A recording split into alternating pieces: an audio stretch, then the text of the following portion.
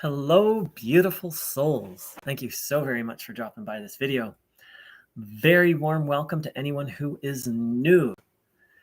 To anyone who is new, this channel is dedicated to helping people understand the difference between authentic non-duality and nonsense, bullshit, modernized, watered-down, delusional non-duality, often called Neo-Advaita. Sometimes it's called the direct path or radical non-duality or direct pointing non-duality. The names, there's many names for it. And as the years go by, I'm sure there will be more and more and more names. Very warm welcome also to my return viewers. So I had a huge insight I am really excited to share about. I've talked about it many times, and I've understood it, but that understanding is starting to become more embodied, and I'm starting to see it more clearly. So I am super excited, and that is to understand how and why Neo-Advaita is so harmful. So so I need to lay a little background. So in Vedic philosophy, Vedic being a fancy word for the traditions of India, from which Advaita Vedanta comes and from which Neo-Advaita steals, there's this idea called the four aims of life, meaning that we as human beings are primarily seeking only four things through pretty much everything we do. First and foremost, security or sustenance or money, the capacity to survive and take care of these bodies. Then pleasure, then dharma or harmony, righteousness, service, becoming a better person. And finally, moksha or liberation. I don't even want to say moksha, but communion union. Moksha is just one understanding of what that communion and union looks like. So in Vedic philosophy, it's understood that all human beings have these four, you could think of them as basic drives. The drive to survive and provide for the body, the drive to enjoy life and find pleasure, the drive to be moral, be virtuous, be of service, become better, and the drive for freedom from suffering and or communion with the divine. So this is weaved into every different school of Vedic philosophy and Indian culture as a whole. And on the one hand, it's understood that, yes, harmony, dharma, the third one, and yes, spiritual communion or liberation from suffering. And in one sense, they are higher or better, but in another sense, they're not. There's not really a judgment of the first two for survival and sustenance and for pleasure. They're seen as natural. And it's understood that the spiritual path is not eliminating those desires, at least initially. It's finding healthy, harmonious, righteous ways to satisfy those desires. Again, the first two desire being for sustenance and pleasure. There's not this idea of like, I need to turn away from it, because if you do, you're not going to have food to eat, and you will seek out pleasure in other behavior. And one Vedanta, or not said to me, he said, even if someone's renounce the world, even a sadhu, maybe put a little faith in someone who renounced the world, that if they will seek pleasure. So there's this notion of integration of these desires into one's life, and before one becomes a sadhu or a renunciate or a monk, the goal is not to not seek sustenance, not seek pleasure and happiness, but learn to do it in a way that is actually healthy, harmonious, and doesn't harm anyone, doesn't harm you, but actually moves you forward spiritually. So an example of that would be, and this is considered very important, is finding work, finding a way to support yourself and your family that doesn't harm people and hopefully helps people. That's really that's part of the essence of Dharma. Same thing with pleasure. It's not taught like don't enjoy things. It's learn to enjoy things in a way that actually moves you forward. This idea is just fundamental to Vedic philosophy. And to tell someone who like has a family, who has hobbies, who has a regular job, to tell that person to, oh, well, just turn away from the world, or just inquire, or those things aren't important. Those things don't matter. That is Neo-Advaita delusion. Absolute delusion, absolute, not only wrong teaching, but harmful teaching. A real guru teaches someone how to integrate their, quote, worldly life into their, quote, spiritual life, because ultimately it's non-duality. They end up being not separate. That's why Ramana Maharshi, many people came to Ramana Maharshi asking to become monks or sannyasis, renunciates, and Ramana refused.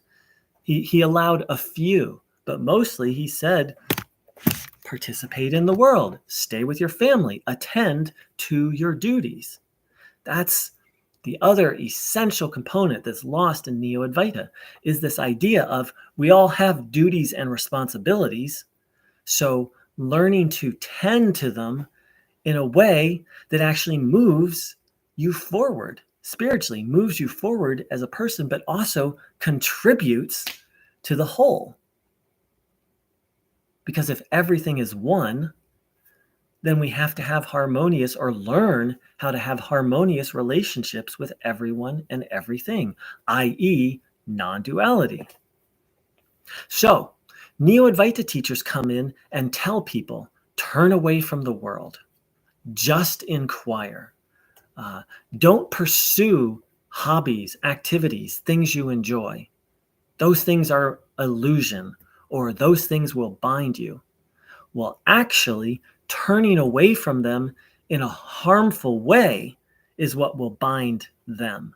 And I would know because I got caught in that trap, and it creates a tug of war between these natural desires and really instincts. You can't suppress these instincts.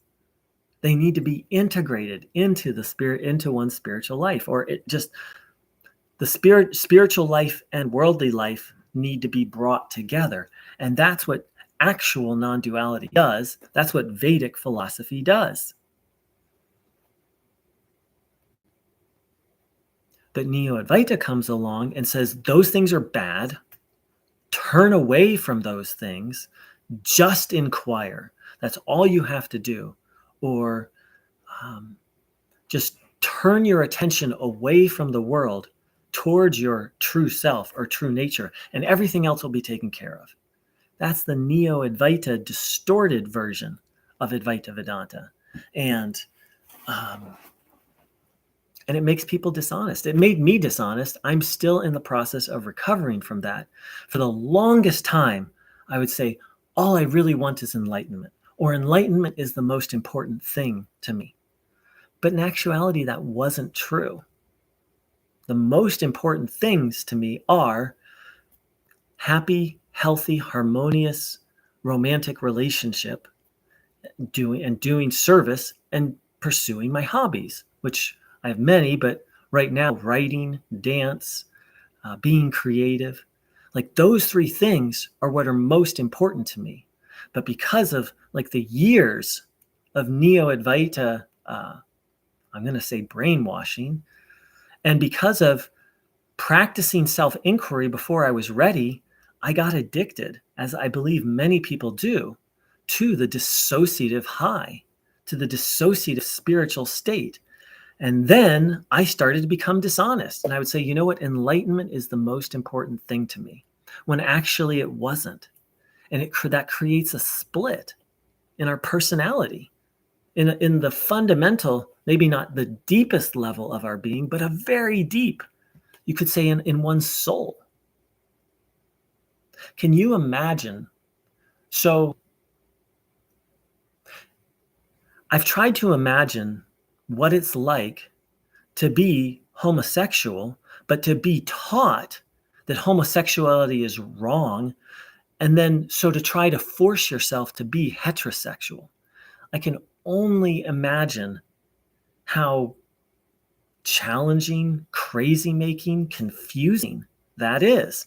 And really and not just trying to make yourself to be heterosexual, but lying to yourself. Oh, let's say I was doing that, of being like, oh, I'm attracted to women. I'm attracted to women. And repeating it until I believed it. When the truth in this example being not, lying to yourself, seeing a man, feeling attraction and being like, I'm not attracted to that. That's what Neo-Advaita does. That's the level of dishonesty it creates. It creates false renunciation. And so there have been suicides at Mooji's ashram. People have had psychotic breaks, not just with Mooji, but all around. Myself, I almost had one. My friend had a complete nervous breakdown. His brother had a psychotic break. This is part of the reason, because it makes us lie to ourselves. So I'm assuming most of my audience is heterosexual. That's just statistically, most people are primarily heterosexual. So for the men out there, can you imagine how crazy you would go if every time you saw an attractive woman, I'm sorry, let me think of my metaphor. Okay, so men, I'm gonna talk to the men and then to the women. So, okay, men. So I'm assuming most of the men here are heterosexual. Can you imagine how insane you would go if you convinced yourself that you were actually homosexual? And every time you saw an attractive woman who you're attracted to, you think, oh, she's not attractive. And then every time you see a man who's maybe reasonably good looking, you convince yourself, oh, I'm attracted to that person. How crazy would you go? How just nutso if you convinced yourself to the point where you actually believed it. Not like, oh, I feel attracted to women, I'm going to suppress that. Like to the point where you've actually convinced yourself, oh, I'm not attracted to women when you are, I'm attracted to men. You would go nutso. Can you imagine? Just sit with that for a moment to my male viewers, my male-bodied, my infinite spirit to viewers who are in a male body currently. Okay, to the female, to the infinite spirits in female bodies. Can you imagine who are heterosexual? Can you imagine how crazy you would go if every time you saw a tall, dark, and handsome man, like he's confident, he's really good looking, he's funny, he's rich, and to boot, he's like strong but kind. Like he's not mean, but he's really strong. He's solid. And you're like totally attracted to him, but you've convinced yourself, I'm not into men. And you've convinced yourself to such an extent that you repress that. And then you see a woman who's, let's see, this gorgeous woman in a bikini, and you're not actually attracted to her, but you've convinced yourself like, ooh, I am sexually attracted to her. So every time you see Mr. Tall, Dark, Handsome, Mysterious, millionaire, doctor millionaire, and you're like, oh, I'm not attracted to him, when you really are, how crazy would you go? That's what Neo-Advaita does. We, through listening to the Neo-Advaita teachings, through practicing self-inquiry and getting the spiritual high that comes from it, we get so addicted to that high, and we take on the Neo-Advaita teachings that we convince ourselves, I'm not, when I say we, I mean the people who've gone down the Neo-Advaita rabbit hole. Oh, I'm not interested in those things. Like in my case, like, oh, I'm not interested in dance. I'm not interested in Tai Chi. Like, oh, I don't really care if I have a relationship. Like, that would be nice, but When in fact, I fucking love dance. I have a TikTok channel where I do dances, and some of them are about recovering from Neo-Advaita. I'll post them on here. I love relationship. And I love doing service. But I convinced myself that I didn't.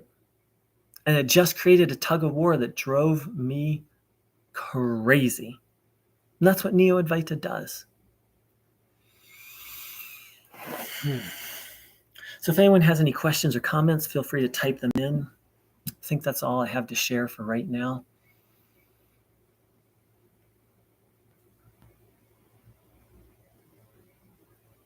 Yeah, I'm going to see if any questions or comments come.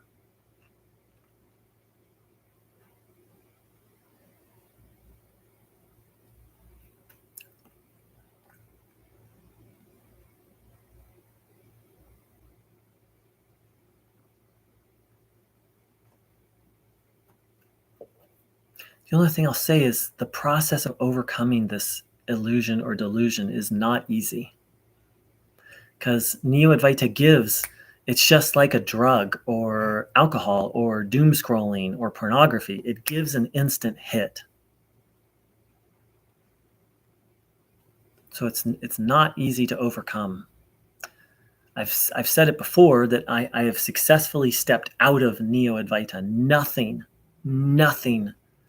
there's nothing in the universe short of like the devil himself, or as they say in Vedic philosophy, the Maya, the power of God that actually deludes. There's no person, place, or thing that's going to suck me back in. And I believe I've crossed that hurdle. I don't think I could ever go back. That's the beauty of all of this, is Neo-Advaita is one of illusion's greatest tricks.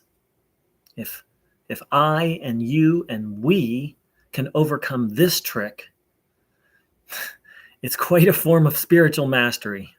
I don't say that to toot my own horn. I say that to encourage myself and you, is those of us who fell into Neo-Advaita, we fell into, in my opinion, one of the deepest illusions. And if we can make it out, which I believe I've made it out, and then recover from it, that will be an intense form of spiritual mastery. I haven't recovered fully from it yet. I've just begun, really, my recovery journey. I have made it out. So please be patient and gentle with yourself. Neo-Advaita, just like my analogy of a homosexual person trying to convince themselves they're heterosexual, or vice versa, it completely rewires our nervous system, our existential, our sense of reality, our sense of existence, our personality, our thinking, our feeling. It completely rewires it. Now, it's not permanent rewiring, but the unwiring process is not easy. So, let's see. All right. No comments, so I'm going to sign off. Thank you, everyone, so much for dropping by. I'm going to be talking more about this because I've been intellectually aware of everything I've said for a while, but it's really starting to hit on a visceral level of how important dharmic living, and that just means harmonious living and learning to live harmoniously. The Advaita Vedanta teacher who I studied with, she said, Dharma and Bhagavan. Bhagavan means the Lord or Creator. Living dharmically and having an actual relationship with God are, she said, in Advaita Vedanta, they're non-negotiables. You cannot do Advaita Vedanta without those things. And of course, Neo-Advaita teachers throw those things out the window and even criticize those things. So thank you so much for joining in. I wish everyone a blessed, blessed Neo-Advaita free day. Take care, beautifuls.